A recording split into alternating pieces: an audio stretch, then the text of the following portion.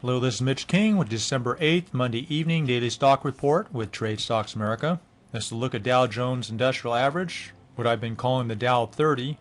Definitely had two big up days in a row, and the indicators are starting to point upwards. The OBV, stochastics, MACD, and the moving average lines. We're getting more confirmation that the sentiment is changing to a bullish stance. I don't think the bears are totally going to hibernate. I think we're going to have some days of correction, but less and less volatility as we go on. Looks like what's happening. Let's take a look at SKF. Had a big down day today, or actually several down days in a row, so let's take a look at that. This is at 102.50, which if you look at the past history of some of these, this is kind of a support line if you want to draw that trend here. Let's take a look at, just kind of loosely look at here. This is where it seems to be bouncing off, although we saw early November bounce from a price of about $110 and went all the way up to 303 up in here, which is pretty amazing. And now we're down. We dropped 200 points in the last 2 weeks on the SKF.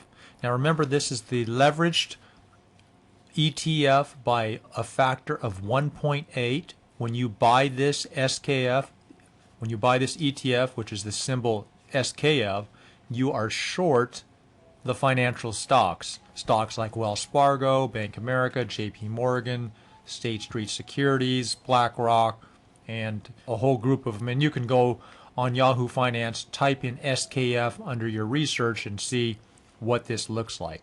In fact, let's go do that. I'm thinking that this is going to be, we're getting pretty close to be buying this SKF maybe as early as tomorrow. Be sure nice to get a little better, lower price to go along to get the risk out of it.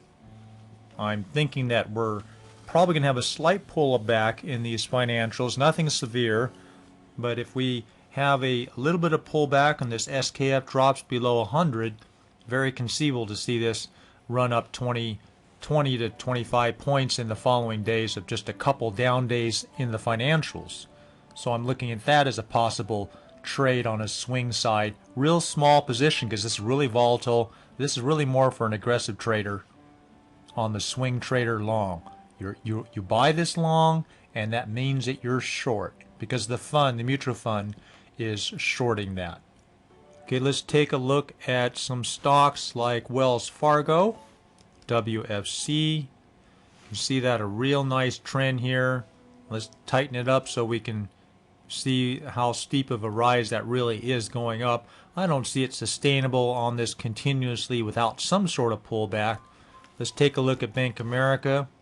This probably has a little further ways to run up than Wells Fargo. Another real bullish stock has been that JP Morgan Chase. Let's get rid of my previous trend line that we saw on the downtrend here a week ago. So we've got a real nice move upward here, real strong. Let's take a look at this on a wider, further out view, and you can just see me press this zoom plus button, go in. Maybe you see a day or day and a half of a slight pullback and that SKF will really start spiking up. Here's even a couple more financials: American Express, Merrill Lynch, BlackRock, State Street Securities, STT. Oil stocks really had a nice day. Let's take a look at oil itself. Moved up here 7%. That little pop right there, it moved up 7%. And if we take a look at a further view out, you can see how radical the drop this was. And this is really a 3-year history. This oil hasn't been this low for how many years? Are we up to down to 4 years yet? Yeah, we're back down to 2004, late 2004. So below $41, we hit the December 2004 oil price. And this is the strangest thing for me to see the oil stocks rise, and that brings up the stock market as well. Usually it's always for decades been inversed. An inverse relationship. When oil goes up, stock market prices go down. Let's take a look at HIG for a swing on the short side as well as intraday trades tomorrow. You can see I posted about 5 life insurance companies on both the intraday stock ideas as well as swing trades on the short side for the swing trades, and you can be short and long and short again on these intraday trades for this sector tomorrow. The last two that I've added is LNC. This here is Lincoln National. It's already started to turn over, a lower price stock, and PFG.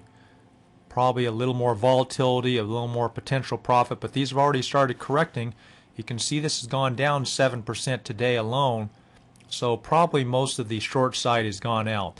The last two, PFG and LNC, probably aren't swing trades short. They're probably intraday trades short as well as long. So those are going to be dropping and then popping, and I think you could short on the drop and then go long on the pop and then probably short again, which is really what intraday trading is about.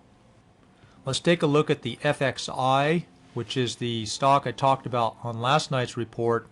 This is a really gentle upward trend, and doesn't look like it looks like a little bit safer of a play on an intermediate for at least some period of time. We'll probably get some sort of a pullback, but this one looks fairly docile and a little more conservative of a play for an intraday trade. I don't think the bear market is totally over. I still think at this point we're on a counter trend on the upside within a bear market. Let's take a look at PTR, PetroChina, both oil and a Chinese stock. I think it's the largest oil company within China. So if we get a rebound coming in Chinese stocks like it looks like we're starting to, and oil rebounding, we're going to get a double benefit from this particular stock. The housing stocks are starting to show little signs of weakness, not quite yet on D.R. Horton. Toll House was negative all day until that last hour. Pulte Homes was also weak until that last hour.